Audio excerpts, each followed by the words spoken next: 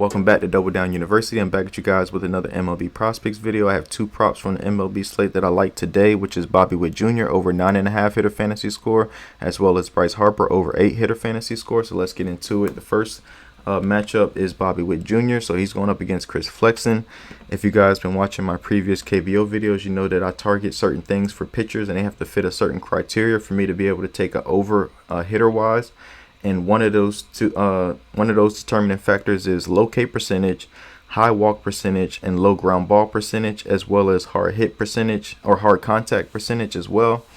He covers 3 out of the 4. He doesn't give up a lot of hard contact, but he has a low K percentage as well as a high walk percentage. And the reason why I target those two things is because if you have a low K percentage and you don't strike out a bunch of batters, you're more likely to be able to give up hits as well as opportunities for extra base hits, whether it's a home run, a double, a triple, things of those natures. And also high walk percentages. You want walk percentage because if you have a hitter fantasy score, you're getting credit for if he draws a walk, if the batter draws a walk, and then also he has potential to steal a bag as well if he has speed, which Bobby Witt Jr. has in this case.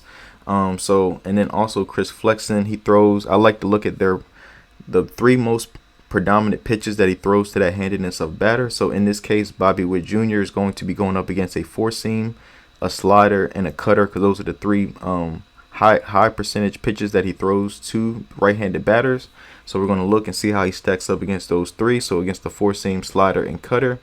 So Bobby Witt Jr. against the 4-seam, he bats .259 against the against the 4-seam, excuse me. He has an expected batting average of .315, so his expected batting average is higher than his actual batting average, which is good. And then he also has a 60% hard hit percentage as well. And then against the cutter, he bats .360 against the cutter. So, and then against the slider, he bats .338. So I really like him to be able to get on base and to be able to hit the 3 pitches that he throws the most to right-handed batters. But another thing that drove me in the direction of Bobby Witt is his splits against righties. So against righties, he's batting .321, and then also against righties on the road, he's batting. Let's see, is he on the road today or is he at home? Let's see, Bobby Witt Jr. He is, let's see, give me 1 second. He is actually at home. So he's at home. So even better, because I know his splits at home is even better. So against righties at home, he's batting .375. So that bodes well for us as well. And then also head-to-head against him, he had 6 at-bats against Chris Flexen, and he's 3 for 6 with 3 hits. So he's batting .500 against Chris Flexen all time. So I like that as well. He has the head-to-head split working in his advantage as well. But another key factor to watch out for, and don't take this into prior to game time till you see the lineups, because it's a big drastic change that could happen. If Maldonado is behind the plate as the catcher, I would take his over because he has, like I previously mentioned, a stolen base potential. But if Corey Lee is behind the plate, he has a tougher matchup as it's a huge drop off between the two. Now Corey Lee, I want to show you guys this graphic. So Corey Lee is the 8th best catcher, in baseball, right? At throwing runners out that's attempting to steal second base, as opposed, look at the drop off from 8 all the way to 60.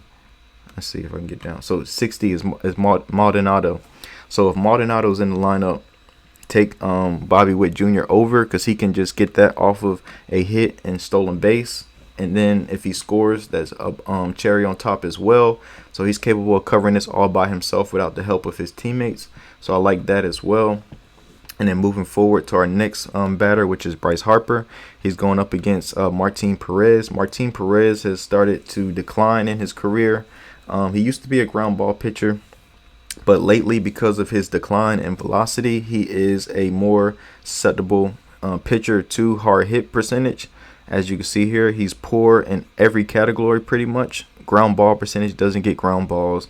Barrel percentage, he doesn't get barrel percentage, as well as he doesn't get swing and miss potential as well. And his exit velocity is poor as well. But the 3 pitches that he throws majority to lefties is sinker, cutter, and changeup. So we're going to do the same thing for Bryce Harper. See how he matches up against those 3 pitches. So against the sinker, he bats .404, and his expected batting average is 378. And then he also has a hard hit percentage of 51%, which is amazing as well. Against the cutter, he bats .500 against the cutter. He has an expected batting average of 475. He has a hard hit percentage of 62%, which is amazing as well. And then also against the changeup, he bats .311 against the changeup. And let's look at his splits.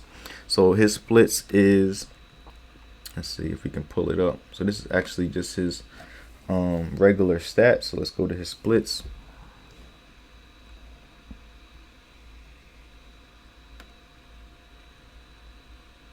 And so his splits against Perez, which is he's a lefty, is .316 against lefties.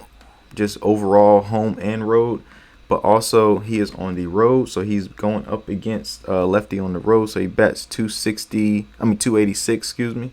So I really like that for him as well. And then also we're going to go back and look at flexing his splits. So against lefties, right, he gives up a .324 batting average to lefties, which is amazing because Bryce Harper is a left-handed batter, if those of you guys don't know that. And then also at home against lefties, he's giving up a .300 batting average just strictly at home. But he has a small sample size, as he only had 7 innings pitched to lefties at home, as opposed to 29 against righties. But still, the numbers are just about even. So I like to take, if it's a small sample size, I like to just take the season handedness as opposed to just the home, particular home or road split. So on the season, he still gives up a .324 batting average, and then also gives up an on-base percentage of .360, which is good, and then a WOBA of .365, which is good as well. So I really like Bryce Harper in this spot. Another thing too, same thing, is catcher related for stolen base potential as well. If Grandal is in the lineup as the starting catcher, I would take his over.